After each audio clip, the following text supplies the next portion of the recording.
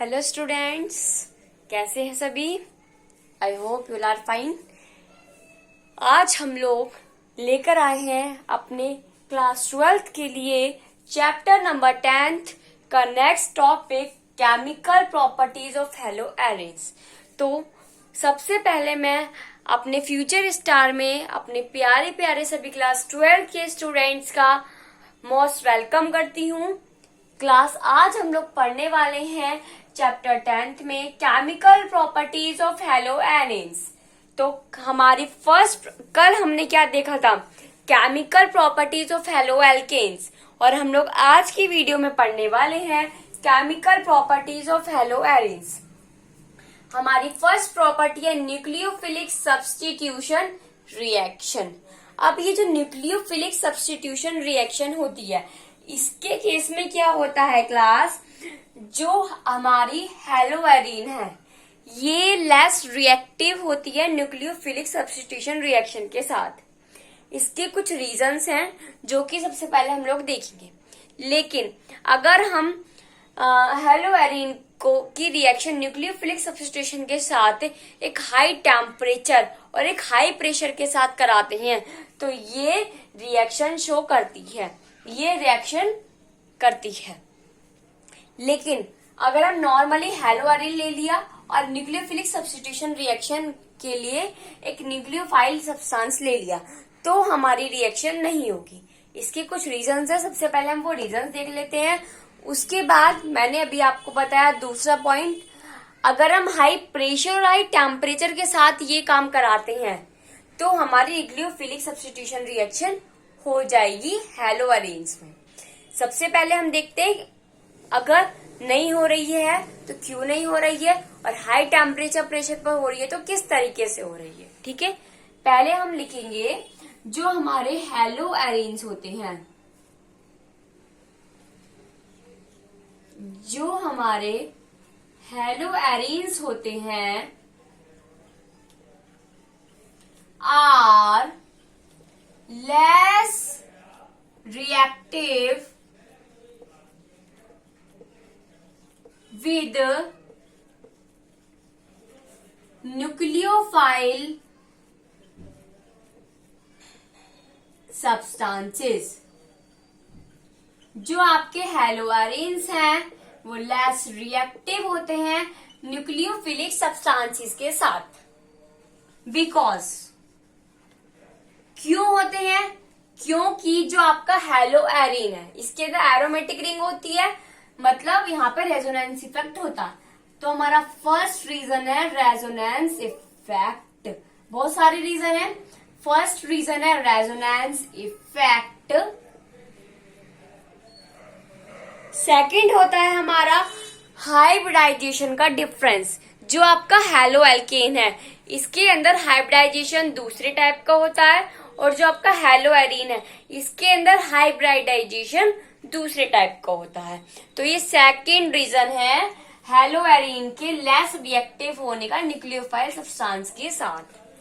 और third reason पर आते हैं। थर्ड रीजन होता है जो आपके फिनाइल केटायन है, आपका इसमें फिनाइल ग्रुप प्रेजेंट होता है, मतलब एरोमेटिक रिंग, तो वो एक इनस्टेबल होता है।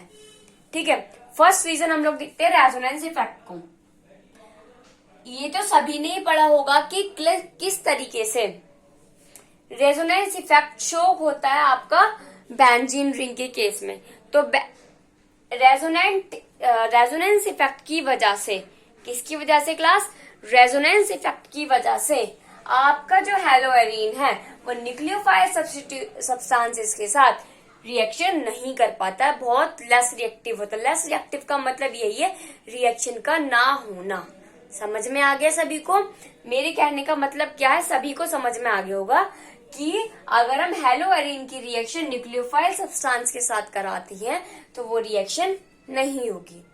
लेकिन अब आपको पता है केमिस्ट्री है, हर उसमें केसेस बनते हैं, हर टॉपिक में केस आपको जरूर मिलेगा। इसी तरीके से इस टॉपिक में भी हमारा केस होता है। अगर हम टेम्परेचर और प्रेशर को हाई कर दें रिएक्शन के टाइम पर तो हमारा न्यूक्लियोफाइल सब्स्टिट्यूशन रिएक्शन शो हो जाएगा। सबसे पहले हम लोग पढ़ते हैं क्यों नहीं हो रहा। तो क्यों नहीं हो रहा, रेजोनेंस इफेक्ट। अब हम लोग रेजोनेंस इफेक्ट को देख लेते हैं। किसको देखते हैं? रेजोनेंस इफेक्ट को। ये एक टैंजीन रिंग है,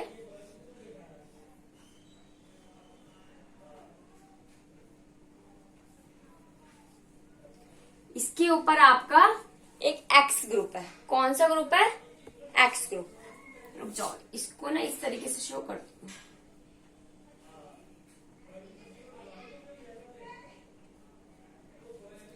ये आपका बेंजीन रिंग हो गया, इसके ऊपर आपका हैलोजन ग्रुप हो गया। इसके इलेक्ट्रॉन्स, अब सबसे पहले हम लोग शो करने जा रहे हैं रेजोनेंस इफेक्ट को। तो रेजोनेंस इफेक्ट किस तरीके से शो होगा देखिए आप लोग। ये आपका एक हेलो एरिन कंपाउंड है। हेलो एरिन के, अब इसमें क्या होगा, अगर मैं इस इलेक्ट्रॉन को यहां लेकर जाती हूँ, ठीक है, इस इलेक्ट्रॉन को यहां लेकर जाती हूँ, तो ये बॉन्ड जो यहाँ पहुंच जाएगा, ये वाला जो बॉन्ड है डबल बॉन्ड, ये यहाँ पहुंच जाएगा, इस तरीके से पहुंचेगा। नेक्स्ट इसमें देखिए, ये बनाया मैंने क्या करा, ये इलेक्ट्रॉन यहाँ लेकर आई। जब इस इलेक्ट्रॉन को यहाँ लेकर आऊंगी तो ये बॉन्ड यहाँ पहुंच जाए, ये बॉन्ड जो है आपका यहाँ पहुंच जाएगा, ठीक है, इस जगह। किस तरीके से? डबल बॉन्ड एक्स, और इस तरीके से आपके 4 इलेक्ट्रॉन आ जाएंगे, और ये आपका यहाँ पे नेगेटिव साइन आ जाएगा। अब क्या होगा, इलेक्ट्रॉन यहाँ है ना, जब इलेक्ट्रॉन आते हैं तो इलेक्ट्रॉन का साइन क्या होता है? नेगेटिव। सभी को ये पता है इलेक्ट्रॉन का साइन कौन सा होता है? Negative sign. अब मैंने क्या करा, इलेक्ट्रॉन को यहाँ लेकर आई और डबल बॉन्ड को यहाँ लेकर आई। जब इलेक्ट्रॉन को यहाँ लेकर आऊंगी तो इलेक्ट्रॉन पे नेगेटिव साइन, मतलब इस वाले कार्बन पर आपका नेगेटिव साइन शो हो जाएगा और ऊपर आपका पॉजिटिव साइन हो जाएगा और डबल बॉन्ड चला जाएगा। अब ये आपका इस तरीके से हो जाएगा।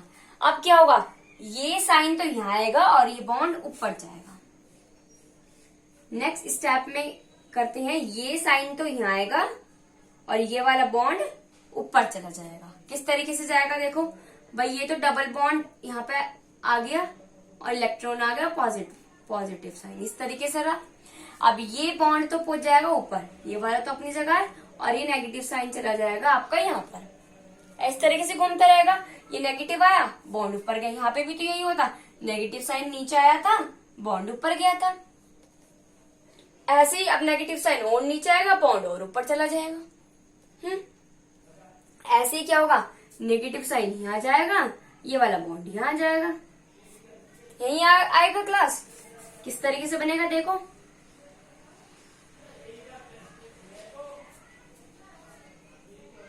ये यहाँ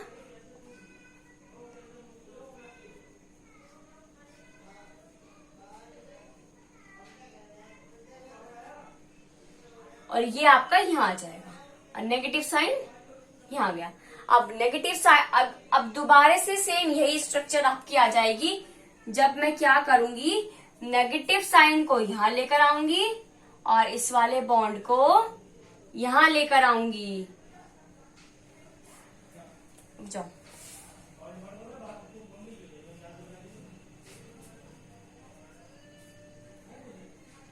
अब ये वाला बॉन्ड आपका कहाँ जाएगा, यहाँ जाएगा। तो किस तरीके से बनेगी आपकी स्ट्रक्चर, इस तरीके से आपकी स्ट्रक्चर बन जाएगी क्लास। ये यहाँ, ये यहाँ, ये यहाँ। अब बॉन्ड तो यहाँ एक रहेगा, और जब आपके ये नेगेटिव साइन पहुंच गया तो इस नेगेटिव साइन को इलेक्ट्रॉन में कन्वर्ट हो जाएगा। तो वही आपकी स्ट्रक्चर आ गई फिर से। तो ये आपका शो करता है रेजोनेंस इफेक्ट। अब ये जो रेजोनेंस इफेक्ट शो हो रहा है, इसकी वजह से हेलोअरीन न्यूक्लियोफाइल सब्सटेंस के साथ रिएक्शन नहीं करता है। ये जो नेगेटिव साइन शो हो रहा है, इसी की वजह से हेलोअरीन न्यूक्लियोफाइल सब्सटेंस के साथ लेस रिएक्टिव कहला जाता है। तो रेजोनेंस इफेक्ट की स्ट्रक्चर बहुत जरूरी है। रेजोनेंस इफेक्ट आपको बनाना आना चाहिए। किस तरीके से होगा मैं दोबारा एक्सप्लेन कर रही हूँ, क्योंकि रेजोनेंस इफेक्ट का जो टॉपिक है वो मोस्ट इम्पोर्टेंट होता है क्लास। ये आपको 10th क्लास से ही वैसे पढ़ाया जाता है। तो किस तरीके से होगा देखो, ये आपकी एक हेलोअरीन की स्ट्रक्चर है। अगर आपका ये इलेक्ट्रॉन के अंदर नेगेटिव साइन होता है, ठीक है। अब इलेक्ट्रॉन अगर आपका यहाँ आएगा और ये वाला बॉन्ड यहाँ चला जाएगा तो ये वाला बॉन्ड यहाँ चला गया, पॉजिटिव साइन। इलेक्ट्रॉन यहाँ आ गया, नेगेटिव साइन को शो कर रहा है, नेगेटिव साइन शो कर रहा है, इलेक्ट्रॉन आपके नीचे आ गए। उसके बाद ये इलेक्ट्रॉन इस तरह से और ये जो प्रोसेस है ये हो रहा है डीलोकलाइजेशन। क्या हो रहा है? डीलोकलाइजेशन। ये माइनस का साइन इधर गया, बॉन्ड ऊपर पहुंच गया, फिर माइनस का साइन इधर गया, बॉन्ड यहाँ आ गया, फिर माइनस का साइन ऊपर गया, बॉन्ड यहाँ आ गया। सेम हमें वही स्ट्रक्चर मिल गई, मतलब रेजोनेंस इफेक्ट हमें पता चल गया क्या है। अब दूसरा रीजन पढ़ते, सबसे पहले आप लोग रेजोनेंस इफेक्ट को नोट डाउन कीजिए, क्योंकि ये मोस्ट इंपोर्टेंट है, इसलिए मैंने आपको बहुत अच्छे से इसको एक्सप्लेन किया है। ठीक है, नेक्स्ट हेडिंग है हमारी क्लास डिफरेंस इन हाइब्रिडाइजेशन। क्या है? Difference in hybridisation.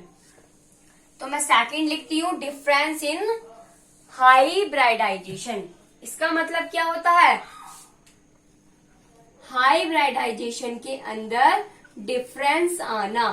Halo alkane और हेलो एरिन दोनों के अंदर अलग अलग टाइप का हाइब्रिडाइजेशन मिलता है, जिसकी वजह से ये डिफरेंस देखने को हमें मिला। अब जो आपका हेलो एल्केन था, क्या था? आपका नॉर्मल हेलो एल्केन था। इसके अंदर sp, जैसे आपका ये हो गया कार्बन, सॉरी हाइड्रोजन और इस पर हो गया X, मतलब ये आपका क्या हेलो एल्केन है। तो हेलो एल्केन के अंदर sp3 हाइब्रिडाइजेशन मिलता है। हेलो एल्केन के अंदर sp3 हाइब्रिडाइजेशन मिलता है। और लेकिन हम पढ़ रहे हैं हेलो एरीन में। अब जो आपका हेलो एरीन होता है, इसके अंदर आपका sp2 हाइब्रिडाइजेशन मिलता है, जिस sp2 हाइब्रिडाइजेशन की वजह से जो आपके न्यूक्लियोफाइल सब्सटेंसेस होते हैं वो हेलो एरीन के साथ रिएक्शन नहीं कर पाते हैं, क्योंकि यहाँ पर आपका sp2 हाइब्रिडाइजेशन होता है। तो सेकंड डिफरेंस रीजन क्या है? sp2 हाइब्रिडाइजेशन का होना हेलो एरीन के केस में। फर्स्ट था रेजोनेंस इफेक्ट, सेकंड है sp2 हाइब्रिडाइजेशन। अब थर्ड पर आते हैं। सभी को समझ में आ गया? नोट डाउन कर लीजिए इसको। थर्ड है आपका इनस्टेबिलिटी होना फिनाइल केटायन में। क्या है? इनस्टेबिलिटी होना फिनाइल केटायन में। सभी को समझ में आ गया?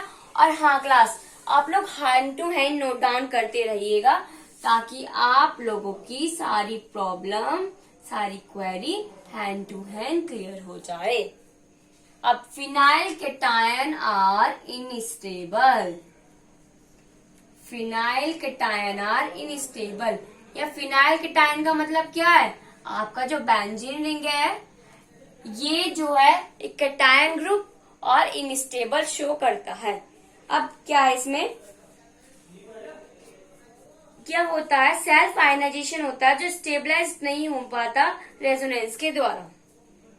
क्या है आपका इसका रीजन क्या होता है इनस्टेबल होने का?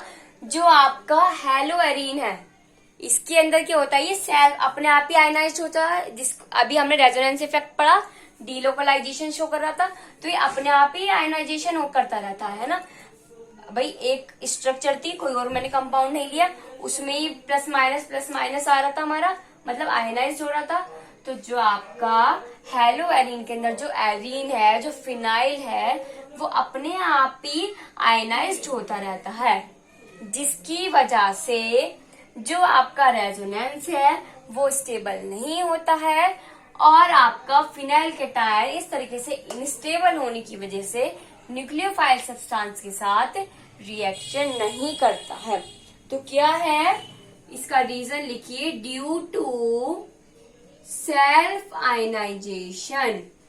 Due to self ionisation will not be stable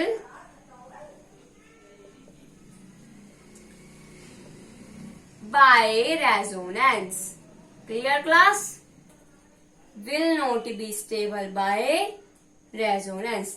तो ये मेरे 3 रीजन मैंने आपको बताए जो न्यूक्लियोफाइल सब्सटेंस रिएक्शन के बारे में बताते हैं कि हेलोएरिन किस तरीके से न्यूक्लियोफाइल सब्सटेंस के साथ रिएक्शन नहीं करता है।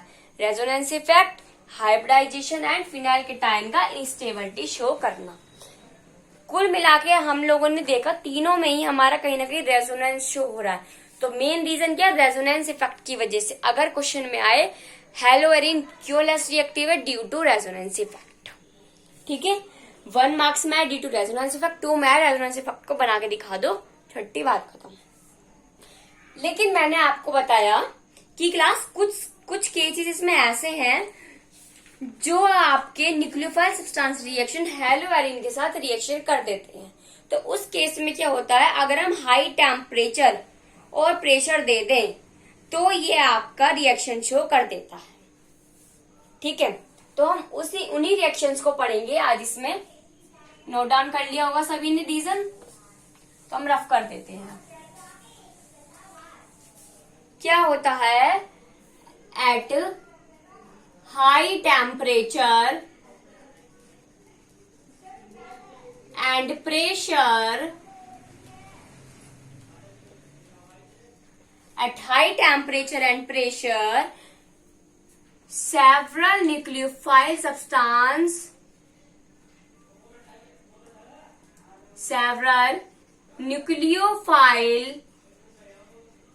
substance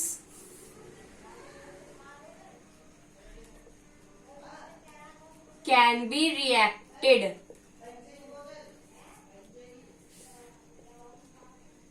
ठीक है, अगर हम हाई टेम्परेचर और हाई प्रेशर दे देते हैं तो न्यूक्लियोफाइल सब्सटेंस हमारे रिएक्शन कर देंगे। समझ में आ गया? किस तरीके से करेंगे देखिए। अब मैंने आपको जितनी भी हमारी क्लासेस हुई हमने उसमें प्रिपरेशन पढ़ा हेलोएल्केन का, हेलोएरिन का, केमिकल प्रॉपर्टीज पढ़ी हेलोएरिन की, और आज हम लोग हेलोएल्केन की, आज हम लोग पढ़ रहे हैं हेलोएरिन की। सभी में ही हमारा कोई ना कोई बायनेम रिएक्शन आई। तो आज हम लोग इसमें पढ़ेंगे next by name reaction, Dow process. तो न्यूक्लियोफाइल सब्स्टिट्यूशन रिएक्शन के अंदर बायनेम रिएक्शन कौन सी आ रही है? Dow process. Dow process. Dow process में क्या होता है क्लास? जब आपका हेलोएरिन,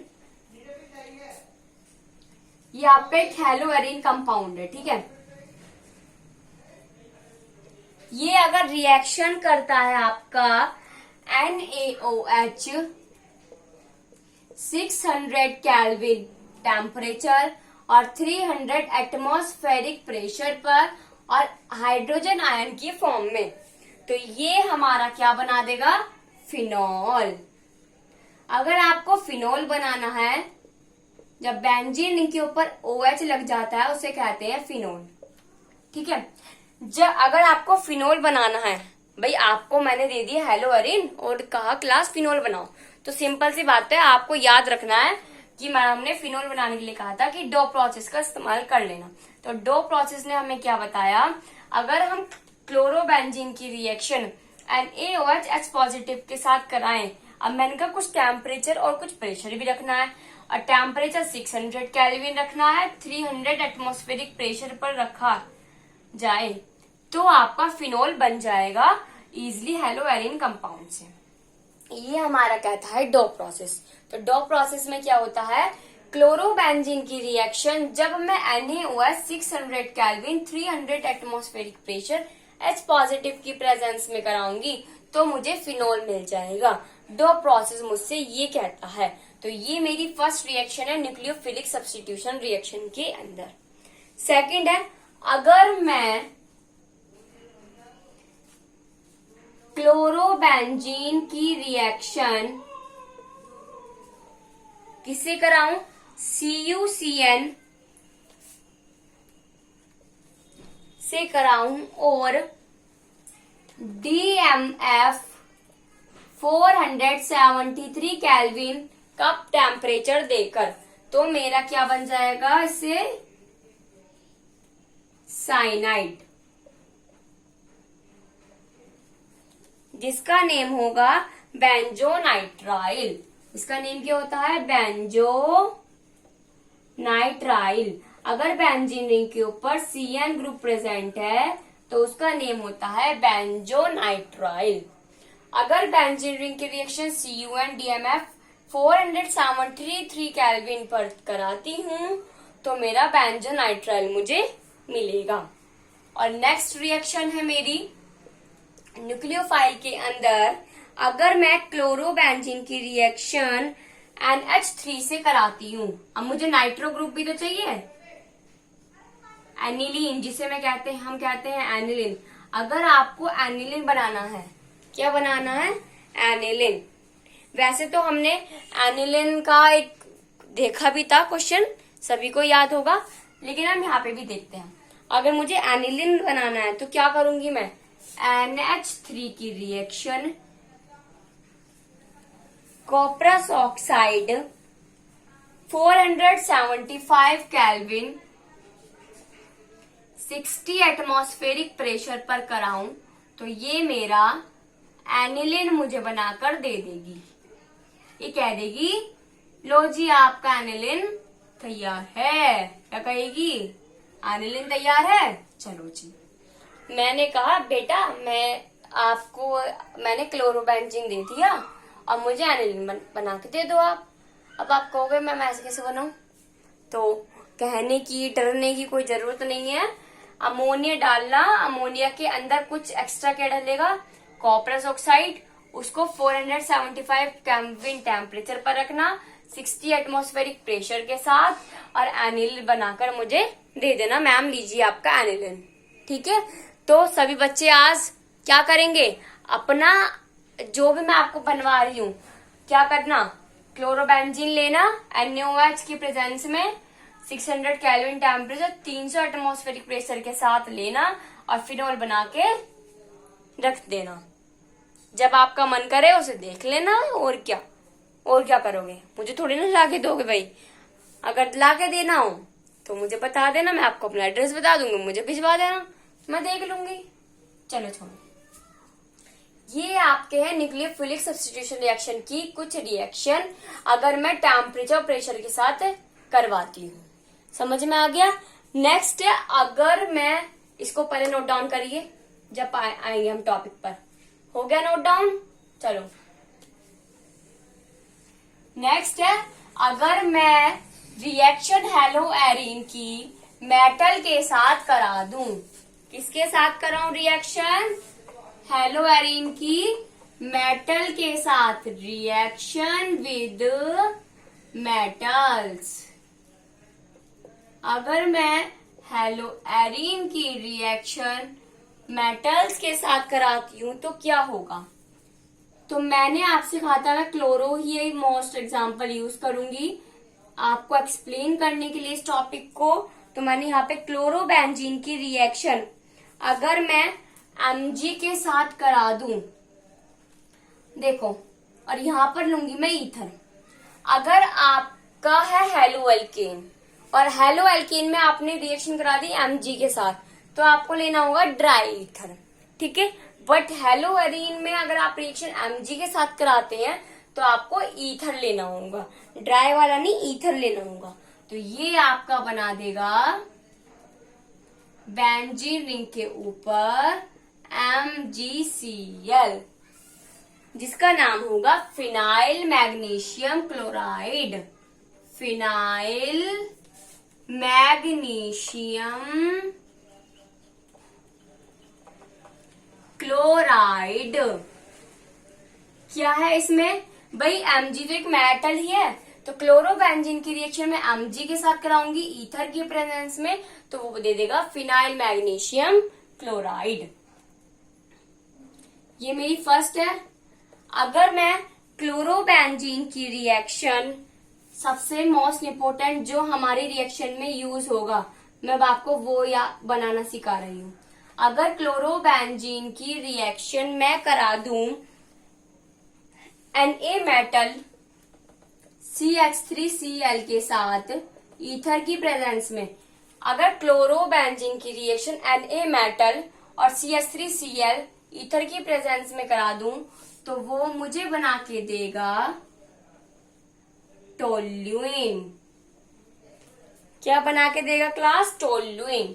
और टोल्यूइन आपका काफी ज्यादा यूज होगा जब आप लोग कन्वर्जन करेंगे ना, आपके टोल्यूइन बहुत यूज होगा। तो याद रखना, अगर क्लोरोबेंजीन की रिएक्शन Na मेटल के साथ और CH3Cl ईथर के साथ करा रही हूं तो क्या मिलेगा मुझे?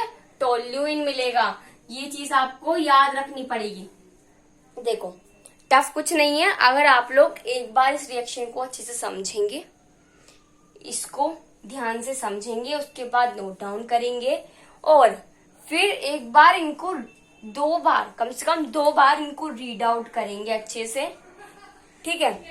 वो भी पूरा फुल एंजॉय के साथ। ये नहीं कि बस पढ़ते जा रहे हैं, बोर हो रहे हैं, पढ़ते जा रहे हैं, फिर भी ऐसे नहीं करना। फुल एंजॉय के साथ इसको एक बार रिएक्शन को पढ़ना तो आपको 100% ही रिएक्शन समझ में आ जाएगी। करना क्या है, अगर Na डाल दिया टोल्यूइन मिल गया, Mg डाल दिया तो फिनाइल मैग्नीशियम क्लोराइड मिल गया। ईथर डालना ही है हमें, ठीक है? अब एक और क्या है, अगर मैं क्या करूं, एक लास्ट रिएक्शन, अगर मैं क्या करूं, क्लोरोबेंजीन की रिएक्शन 2Cu के साथ करा दूं, कॉपर के 2 मॉलिक्यूल, और इस केस में मुझे क्लोरोबेंजीन के भी 2 मॉलिक्यूल लेने होंगे, तो माइनस का 2CuCl तो अलग निकल जाएगा। अब मेरे पास क्या बचे? 2 बेंजीन रिंग बची। अब इन 2 बेंजीन रिंग को एक साथ मिला दूंगी मैं।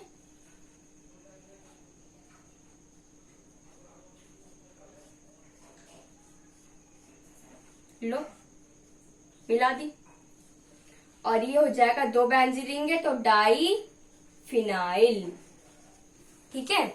2 बेंजीन रिंग को एक साथ मिला दिया, बन गया डाई फिनाइल।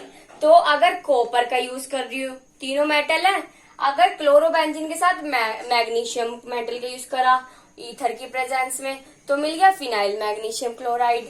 अगर क्लोरोबेंजीन का सोडियम के साथ मेटल में यूज करा और साथ में हमें लेना होगा CH3Cl ईथर तो टोल्यूइन बना दूंगी। अगर क्लोरोबेंजीन का कॉपर मेटल के साथ यूज करा तो डाइफिनाइल बन गया। समझ में आ गया? सिर्फ इतना है। लेकिन अगर मैं क्या करूं, क्लोरोबेंजीन है ये, ठीक है? इस क्लोरोबेंजीन में मैंने क्या करा, 2Na लिया, भाई सिर्फ सोडियम लिया, और अगर इस सोडियम के साथ सिर्फ ईथर लिया, अगर आपने क्या कर दिया क्लास, क्लोरोबेंजीन तो ले लिया, ठीक है, इसके साथ सोडियम मेटल और ईथर ले लिया और इसको डालना भूल गए तो आपका टोल्यूइन नहीं मिलेगा आपको। क्या, और इसके भी 2 मॉलिक्यूल लिया आपने तो माइनस का 2NaCl अलग निकल जाएगा सोडियम क्लोराइड, और आपको क्या मिलेगा, आपको मिलेगा डाइफिनाइल। यहाँ पे छोटा सा बना रही हूं क्योंकि बड़ा मैंने आपको बना के दिखा दिया है।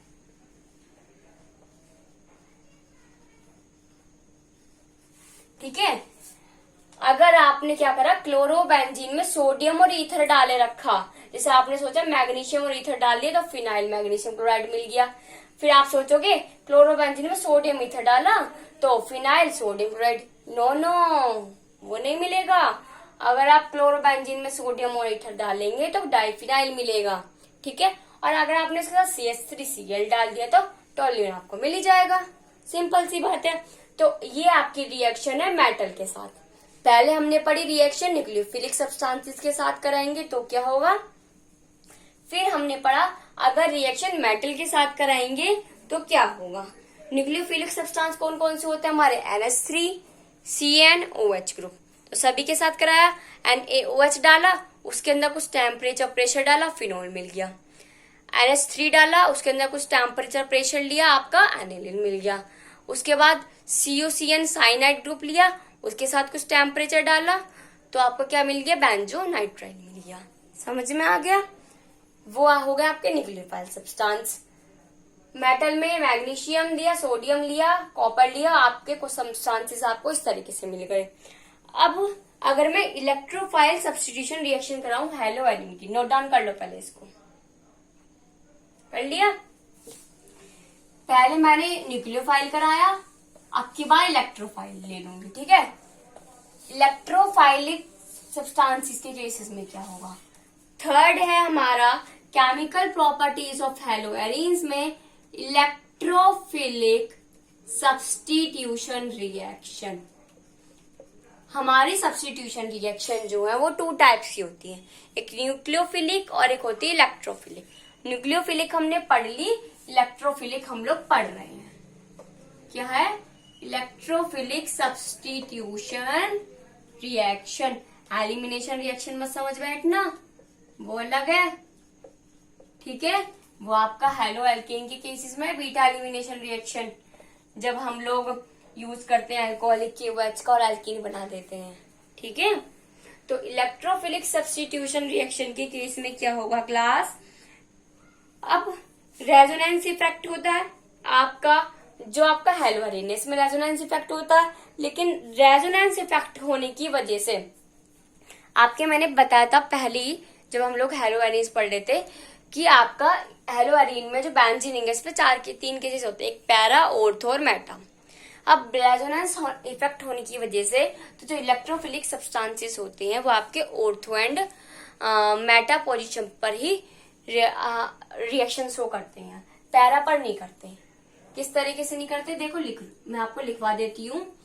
Due to resonance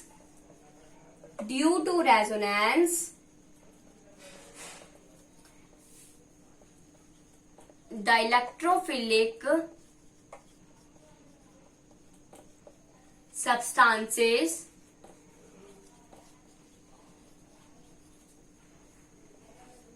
does not react with para isomer rather than meta and ortho isomer.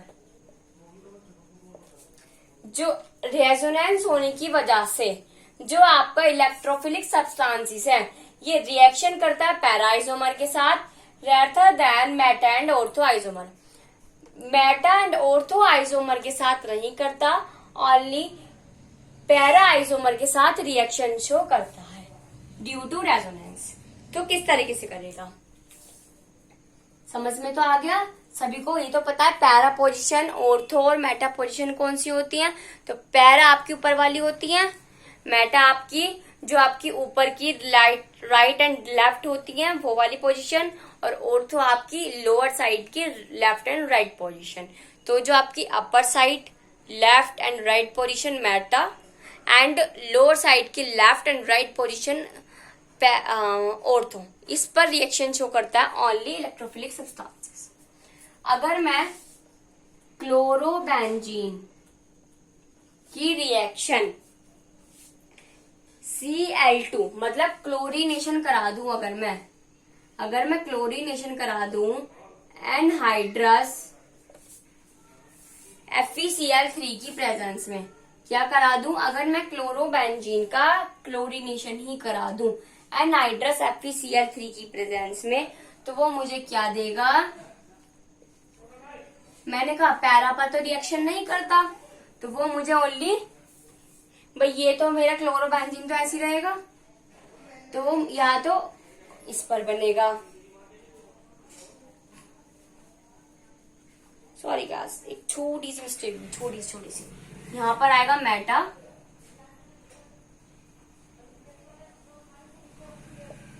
ठीक है, और मेटा की जगह आएगा पैरा।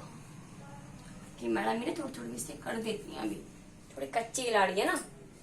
तो इलेक्ट्रोफिलिक सब्स्टिट्यूशन रिएक्शन के केस में क्या है, सॉरी क्लास मैं आपको दोबारा एक्सप्लेन कर रही हूँ।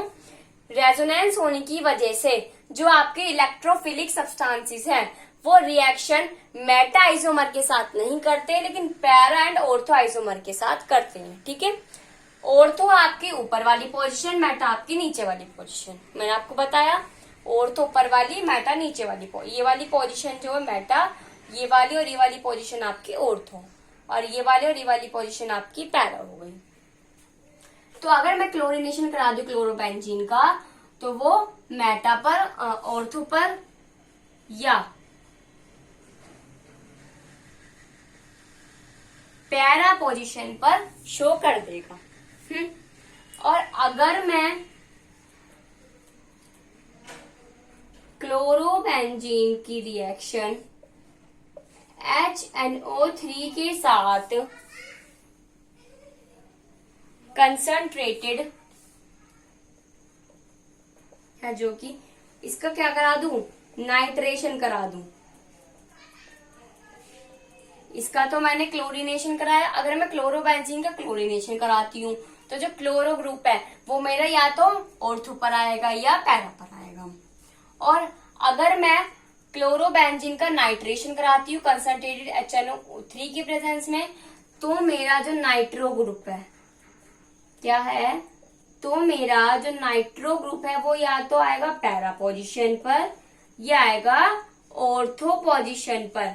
कौन सी पोजीशन पर, ऑर्थो पोजीशन पर, मेटा पर नहीं आएगा, क्योंकि हेलो एरिन के केस में क्या है, रेजोनेंस इफेक्ट होने की वजह से जो आपका न्यूक्लियोफिलिक सब्सटेंसेस होते हैं वो मेटा आइसोमर के साथ रिएक्शन नहीं करते, पैरा एंड ऑर्थो आइसोमर पर रिएक्शन शो करते हैं। फॉर एग्जाम्पल के लिए अगर मैं क्लोरोबेंजीन का क्लोरीनेशन कराऊं एनहाइड्रस FeCl3 की प्रेजेंस पर, तो जो क्लोरो ग्रुप है वो मेरा ऑर्थो एंड पैरा पोजीशन पर अटैक करेगा। अगर मैं क्लोरोबेंजीन का नाइट्रेशन कराती हूँ कंसंट्रेटेड HNO3 के प्रेजेंस में, तो मेरा nitro group para and ortho position पर रिएक्शन शो करेगा, जो कि बताते हैं हमारा इलेक्ट्रोफिलिक सब्स्टिट्यूशन रिएक्शन को शो करने में हेल्प करते हैं। समझ में आ गया? तो ये हमारे कुछ एग्जाम्पल्स हैं जो हमें बताते हैं न्यूक्लियोफिलिक इलेक्ट्रोफिलिक सब्स्टिट्यूशन रिएक्शन को। तो आज के टॉपिक में हम लोगों ने समझा chemical properties of hello arenes, nucleophilic substitution reaction के केसेस में, reaction with metal and electrophilic substitution reaction. Next video में हम कुछ हमारी छोटी छोटी टर्म्स है, स्टीरियो आइसोमर, चिरालिटी, इस टाइप की जो हमारी टर्म्स हैं इनके बारे में डिस्कशन करेंगे। आज के लिए क्लास हमारा इतना ही। अगर आपको कोई भी प्रॉब्लम हो तो कमेंट सेक्शन में कमेंट करके अपने सारे डाउट्स को हैंड टू हैंड क्लियर कर लेना। Thank you and have a nice day. Bye class.